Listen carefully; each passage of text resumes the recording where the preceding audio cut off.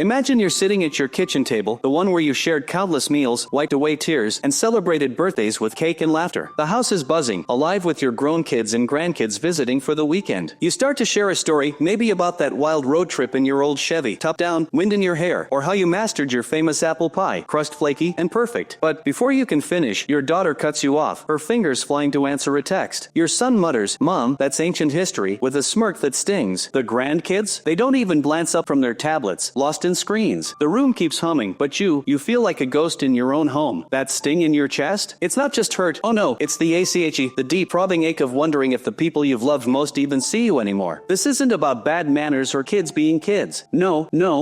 It's deeper, so much deeper. It's about feeling like you're worth the decades of love, sacrifice, and wisdom you've poured into your family has been tucked away like an old photo album, gathering dust, forgotten. You've spent years being their rock, working late, bone-tired, to pay for braces, staying up past midnight to help with homework, scribbling math on napkins, skipping your own hobbies, those painting classes you loved, to cheer at their games, voice hoarse from shouting their names. And now it's like you're expected to fade into the background, always available, never truly valued. That realization? It hurts like a bruise you didn't know you had, tender and raw. But here's something nobody tells you, so listen close. This isn't because you did anything wrong as a parent. You didn't fail. Not one bit. What's happening is tied to invisible patterns, sneaky little ways people think and act, patterns we rarely talk about in families. Let me share a story, a true story, about a woman named Linda, a retired nurse from a small town in Ohio, to show you exactly what I mean. Linda was the kind of mom who'd do anything for her kids, heart all in. For 38 years, she put them first, always, no question. She picked up extra shifts at the hospital, feet aching, back screaming, to cover college tuition, dreaming of their diplomas. She missed her best friend's funeral, her best friend, the one who knew all her secrets, because her daughter had a dance recital that day, twirling in a pink tutu. When her son snapped at her over tiny things, like forgetting to buy his favorite cereal, she'd swallow the hurt, bite her lip, and tell herself, he's just stressed, that's all. She thought love meant saying yes to everything, being there 24/7, phone always on, heart always open. But last Thanksgiving,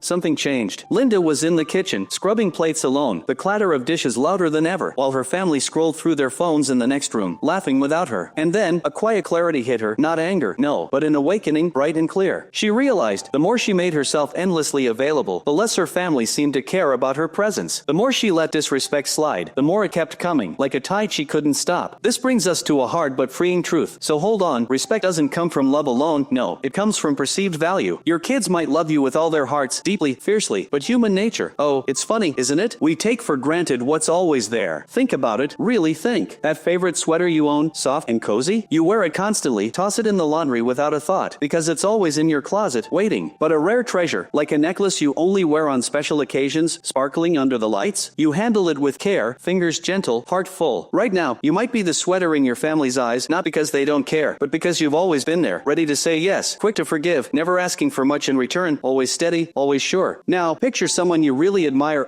Let's say an old teacher who inspired you, eyes twinkling as she read poetry, or a neighbor who always has a story, a twinkle in their eye, or a friend who carries themselves with quiet confidence, head high. What makes them stand out? They don't chase attention, no way. They don't apologize for having opinions. They don't bend over backward to please everyone, twisting themselves into knots. They have a life, a spark, a sense of self that makes you want to listen when they speak, lean in closer. That's the secret Linda stumbled onto, and it's one you can use too, right now. Here's what she did. It's good. Linda started small, but her changes were like ripples in a pond, spreading wide. First, she decided to treat her own time like it mattered, like it was gold. When her daughter called one afternoon, voice rushed, asking her to babysit the grandkids that evening, Linda didn't say, "Of course, honey," like she always had, automatic, instant. No. She took a deep breath, heart pounding, and said, "I wish I could, but I'm meeting my knitting group tonight, needles and yarn waiting." Her daughter was stunned for a second. Linda never said no. But the world didn't end. The sky didn't fall. Instead, something shifted, something magic. The next time her daughter needed help, she asked a week in advance, voice softer, saying, "Mom, I know you've got your group, are you free next Saturday?" That tiny act of saying I'm busy wasn't about pushing her daughter away. It was about showing, loud and clear, my life has value too. And her daughter? She saw it, eyes opening. This points to another truth. It's powerful. Boundaries don't drive people away, they teach them how to treat you better. It's like putting up a little fence around a garden, pretty and strong. The flowers still bloom, bright and beautiful, but now nobody tramples them. No way. Linda began setting more boundaries, brave and steady. When her son raised his voice over something small, like her forgetting to mail a package, she didn't apologize or shrink, curling into herself. She looked at him calmly, eyes steady, and said, "I don't like being spoken to that way. Let's talk when you're ready to be kind." Then, she walked to her garden, picked picked a few tomatoes, red and warm from the sun, and let her heart settle, breathing deep. Her son didn't storm off or argue. He came back later, softer, and said, "Sorry, Mom, work's been rough." That moment, it wasn't just an apology. It was a step toward seeing her as a person, not just Mom, the fixer of all things, always there, always ready. Now, let's talk about something that might hit close. Oh, it's tender. The trap of needing your kids to make you feel important. It's natural, so natural, to want their love, their calls, their gratitude. You've invested so much in them, your heart, your years, your everything, how could you not? But here's the paradox, the twist that stings. The more you lean on them for your sense of worth, the less they tend to respect you. It's not because they're mean, oh no. It's because people, even our own kids, are drawn to those who stand strong on their own, rooted, unshaken. Take Robert, a widower from Florida. Oh, his story breaks your heart, then lifts it high. After his wife passed, he felt like his world shrank, tiny and quiet, to just his two sons. He called them every day, voice eager, asking about their jobs, their kids, their plans, hungry for connection. If they didn't pick up, he'd worry, mind spinning. Were they mad? Did he do something wrong? He'd cancel his own plans. Simple things, like fishing with a buddy, rod and reel gathering dust, if one of them hinted at visiting. But the more he clung, the shorter their calls got, clipped and rushed. The less they seemed to have time for him, slipping away. It was like he was shouting, "Please need me," and they were backing away, overwhelmed, unsure. Then Robert made a brave choice. Oh, it was courageous. He decided to build a life that didn't revolve around his sons, a life with color and joy. He joined a senior hiking group where he laughed over muddy trails, boots squelching, and swapped stories about old cars, engines roaring in his memory. He started volunteering at an animal shelter, where a scruffy dog named Max would wag his tail, overjoyed, every time Robert walked in, eyes bright. He even got on Facebook, can you believe it? Posting pictures of sunsets from his hikes, all pink and gold, or Max chewing a new toy, slobber and happiness. At first, he felt silly. Who cared about an old guy's adventures? But then, his phone pinged, loud and clear. His oldest son commented, "Dad, when did you get so cool?" His youngest called out of the blue, voice curious, saying, "Tell me about this hiking thing, what's it like?" They weren't calling because he begged them to, oh no. They were calling because he'd become someone interesting, someone who didn't need their approval to shine, bright as a star. This leads to another big idea. Oh, it's everything. The key to being valued by others is to value yourself first. You're not just a parent. No.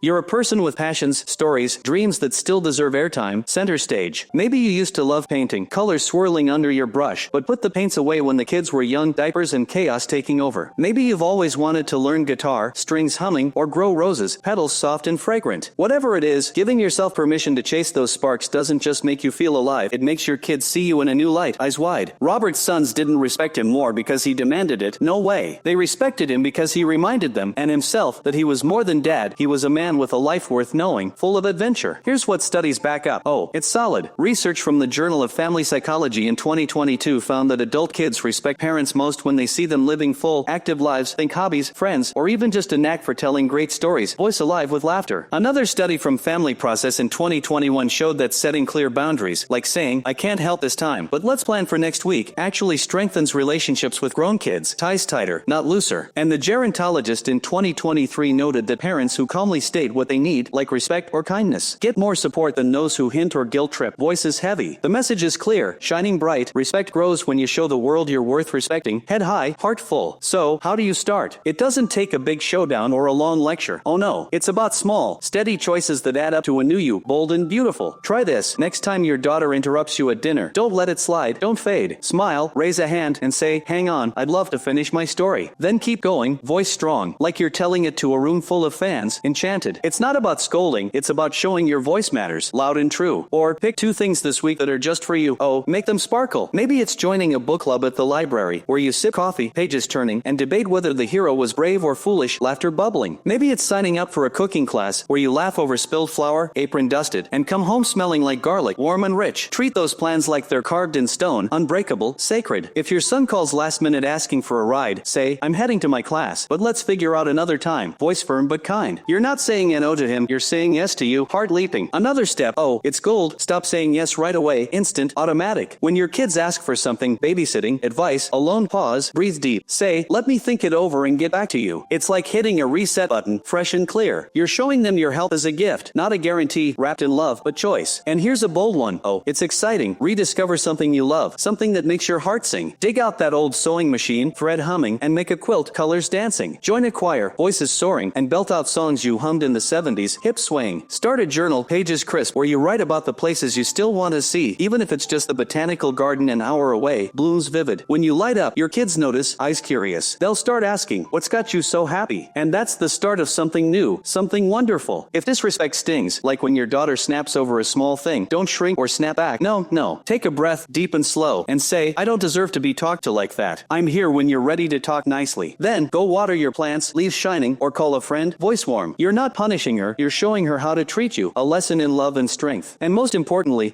it's everything. Let go of needing their praise to feel whole, complete, enough. Look in the mirror, eyes bright, and remind yourself, I'm kind, I'm wise, I've lived a life worth celebrating. Write down 3 things you're proud of, maybe how you raise strong kids, how you survive tough times, storms raging, or how you still make the best lasagna in town. She's bubbling. That's your worth, shining bright, and it doesn't need anyone's stamp of approval, not one bit. Let's circle back to Linda. Her story glows. 6 months after her kitchen epiphany, things look different, so different. She wasn't just the mom who said yes, always there, always ready. She was Linda who knit scarves for charity, hands steady, wool soft. Linda who laughed with her friends over iced tea, glasses clinking. Linda who told her son, I'm proud of you, but I need kindness when we talk, voice firm but warm. At Christmas, her daughter didn't just thank her for the meal. Oh no, she sat down, eyes curious, and said, Mom, tell me about that book you're reading. It sounds good. Her son didn't roll his eyes when she spoke. No, he asked her opinion on a work problem, voice earnest. They weren't just respecting her, they were curious about her, drawn to her light. And it all started because Linda decided she was worth respecting. Not tomorrow, but right now, this very moment. This is your moment too.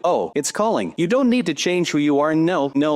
You just need to remember who you've always been deep down. Before you were a parent, you were a dreamer, a doer, a person with a fire inside, burning bright. Maybe you loved dancing to Elvis, hips swaying, or sketching sunsets, colors bleeding across the page. Maybe you fixed cars, hands greasy, heart full, engine purring under your touch. That person's still in there, waiting for a chance to step back into the light, radiant, alive. When you do, you're not just reclaiming respect from your kids, you're reclaiming you, all of you, every spark, every dream. Start today, start now, with one small choice, bold and true. Say a no to something that doesn't feel right, voice steady. Sign up for that pottery class you've been eyeing, clay cool under your fingers. Speak up when you're brushed off, words clear, heart strong. Each step is like planting a flag, proud and tall, that says, I'm here, and I matter. And here's the beautiful part. It's everything. Your kids won't pull away, no way. They'll lean in, closer, curious. They'll see the parent they love, yes, but also the person they admire, a person who's living, growing, shining, bright as the sun. Which part of this feels like it's speaking to you, right to your heart? Maybe it's the idea of saying, I'm busy, voice proud, or finding a hobby that makes you smile, white and true. Share your thoughts. I'd love to hear what's stirring in your soul, what's lighting you up. Your story,